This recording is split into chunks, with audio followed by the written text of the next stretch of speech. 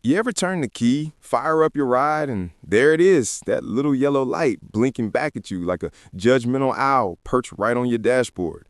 The check engine light. For most folks, that tiny glow might as well be a flashing red siren screaming abandoned ship. Panic sets in. They imagine their engine exploding, their transmission turning to sludge, or worse, getting ripped off by some shady shop that'll charge them $800 just to look at it. But here's the truth most people never hear. That light is not always a death sentence. In fact, more often than not, it's a gentle nudge from your car saying, hey, I need a little help, but you don't need a mechanic to fix me. And today, I'm going to show you exactly how to decode that message yourself, save hundreds of dollars, and maybe even walk away with a little more respect for the machine you drive every day. Now, before we dive in, let me be clear. I've been turning wrenches for over 30 years. I've seen every trick, every scam, every overpriced diagnostic fee under the sun. And I've also seen countless customers come into my shop white-knuckled over a check engine light that turned out to be nothing more than a loose gas cap. So if you've ever felt helpless when that light flickers on, hit like right now because this video might just save you a tow bill, a sleepless night, or a whole lot of unnecessary stress. And if you're new around here, welcome to Tony the Honest Mechanic. I don't sell fear, I sell clarity. So stick around. This one's for you. First things first, that check engine light, officially called the malfunction indicator lamp, or MIL, is part of your car's onboard diagnostic system, or OBD2. Every vehicle sold in the U.S. since 1996 has it. Its job isn't to scare you, it's to monitor emissions-related components and alert you when something's out of spec. But here's the twist most people miss. It doesn't mean your engine is broken. It means one of dozens of sensors has detected a deviation, sometimes minor, sometimes serious. And the only way to know which is which, you've got to read the code. And guess what? You don't need a $10,000 scanner or a dealership badge to do it. I had a customer last winter, a school teacher named Marla, pull into the shop in tears. Her check engine light had come on during her morning commute, and the local parts store told her it was probably the catalytic converter and would cost $1,200 to replace. She was ready to sell a car. I plugged in my $30 Bluetooth OBD2 reader, fired up my phone app, and within 30 seconds, we had the code. P0455, evaporative emission control system leak detected, gross leak. Translation? Her gas cap wasn't tightened all the way. That's it. She'd filled up the night before, rushed out in the snow, and forgot to click it 3 times like the manual says to. I handed her the cap, she twisted it on, cleared the code with the app, and drove off, free of charge. She cried again, but this time from relief. If you've ever been told your car needs an expensive fix just because the check engine light is on, drop a comment below. I read every one, and I got your back. But here's what no one tells you. Not all check engine lights are created equal. There's a huge difference between a steady glow and a flashing light. If it's steady, breathe easy. That usually means a non-critical emissions issue, like a faulty oxygen sensor, a loose gas cap, or a minor vacuum leak. Annoying? Maybe. Catastrophic? Almost never. But if that light is flashing, that's your car screaming, "Stop driving me right now." A flashing MIL almost always indicates a severe misfire. Unburned fuel dumping into your catalytic converter, which can overheat it and melt it from the inside out. That's a $1,500 repair waiting to happen. So if your light is blinking like a strobe at a rave, pull over safely, shut it down, and call for a tow. Don't risk it. Your engine might survive, but your wallet won't. Now, this next part is where most folks go wrong. They think check engine light equals go to mechanic. But the truth is, 80% of the time, the fix is something you can handle in your driveway with basic tools and a little patience. And the first step, before you even crack the hood, is to get that code. You can buy an OBD2 scanner for as little as $25 on Amazon. Or better yet, download a free app like Torque Pro or OBD Fusion and pair it with a Bluetooth adapter. Plug it into the port under your dash, usually near the steering column, fire up the app, and boom, you got your code. No shop visit, no $120 diagnostic fee, just raw data straight from your car's brain. Let me walk you through the 5 most common check engine light codes I see in my shop and how to fix them yourself. Number 1, P0420, catalyst system efficiency below threshold. Sounds scary, right? Like your cat is dying. But here's the secret. Often this code isn't about the cat at all. It's about the oxygen sensors upstream and downstream.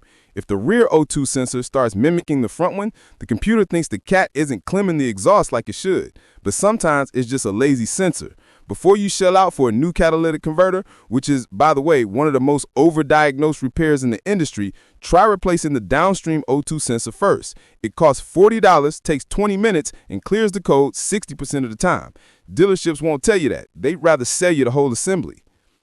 Number 2, P0171 or P0174, system too lean, bank 1 or bank 2. This means your engine is getting too much air and not enough fuel. Common culprits: a cracked vacuum hose, a dirty mass airflow sensor, or a clogged fuel filter. I had a guy bring in his Ford F-150 last summer with this code. He'd already spent $300 on a new fuel pump. Turns out, a 2-inch split in a rubber hose near the intake manifold, sucking in unmetered air like a straw in a milkshake. I passed it with a $3 piece of vacuum line and cleared the code. Problem solved. Moral of the story is, don't throw parts at it. Diagnose first. And if you've ever replaced a part only to have the light come back on, hit subscribe, because I'm about to teach you how to think like a detective, not a parts changer. Number 3, P0300, random or multiple cylinder misfire. This one makes people panic. My engine is misfiring. Am I stranded? Not necessarily. Start simple. Check your spark plugs. Worn, fouled, or gapped wrong? That'll do it. Next, inspect your ignition coils, especially on German or Japanese cars where coils love to fail in cold weather. I keep a spare coil in my glove box for my own daily driver. Swapping them takes 5 minutes and costs nothing if you got a spare. And if the misfire only happens when it's raining, moisture in the coil boots. A little dielectric grease goes a long way. Don't let a misfire code scare you into thinking your engine is toast. Most of the time, it's just tired ignition parts begging for retirement. Number 4, P0442, evaporative emission control system leak detected. Small leak. Again, this screams gas cap to most techs, but not always. If tightening the cap doesn't clear it after a few drive cycles, the leak could be in the evap system itself, like a cracked charcoal canister or a brittle hose near the fuel tank. But here's a pro tip. Many cars will clear a small evap leak code on their own after 3 code starts with a properly sealed system. So don't rush to replace parts. Drive it, monitor it, and give it time. Patience saves money. And number 5, P0410, exhaust gas recirculation EGR flow insufficient. Common on older Hondas, Toyotas, and Fords. Carbon buildup clogs the EGR valve or passages, tricking the computer into thinking it's not flowing enough exhaust gas back into the intake. The fix is, remove the EGR valve, soak it in carb cleaner, and scrub the ports with a toothbrush. Reinstall, clear the code, and you're golden. Costs $0 if you got cleaner laying around. Dealership quote, $650. See the difference? And that's not even the weirdest part. Some check engine lights aren't even real problems. They're ghost codes caused by low battery voltage. If your alternator is weak or your battery's on its last legs, the car's computer can throw false codes because it's not getting stable power. I've cleared catastrophic codes just by charging the battery overnight. So before you tear into anything, check your voltage with a multimeter. Should be around 12.6 volts off, 13.8 to 14.4 volts running. If it's below 12.2, charge it first, then recheck the codes. Wait till you hear what happened next with one of my regulars, Dave. He drives a 2012 Camry, and his check engine light came on with a P0133, O2 sensor circuit slow response. The dealership wanted $480 to replace the sensor. Dave came to me instead. I read the live data with my scanner and saw the sensor was actually responding fine. It was just sluggish in cold weather, which is normal for a 10-year-old sensor. I told him to ignore it unless performance suffered. 6 months, light never came back. Sometimes the best repair is no repair at all. Your car isn't a robot. It's a machine that ages just like you. A little wiggle room is okay. Now, I know what you're thinking. Tony, what if I clear the code and it comes back? Good question. If the light returns within 50 miles, the problem is real and persistent. That's your cue to dig deeper. But if it stays off, it was likely a one-time glitch, maybe from a bad batch of gas, a momentary sensor hiccup, or even electromagnetic interference from a cell tower. Yes, that's a real thing. Don't fear the light. Understand it. Before we wrap up, let me leave you with this. The check engine light isn't your enemy. It's your car's way of talking to you. And in a world where automakers bury diagnostics behind paywalls and dealerships treat every code like a cash register ding, knowing how to listen to your vehicle is power. Real power. So grab that $25 scanner, download the app, learn your codes, and next time that yellow owl blinks at you, don't panic. Diagnose. If this video just saved you from an unnecessary repair, do me a favor. Hit like, share it with a friend who's tired of getting ripped off, and subscribe so you never miss another honest tip from the shop floor. Because knowledge isn't just power, it's peace of mind. And in this business, that's worth more than any catalytic converter. One last thought before you go. Cars don't lie. They can't. They only report what they feel. The real lies come from people who profit off your fear. Don't be afraid of the light. Be curious. Be patient.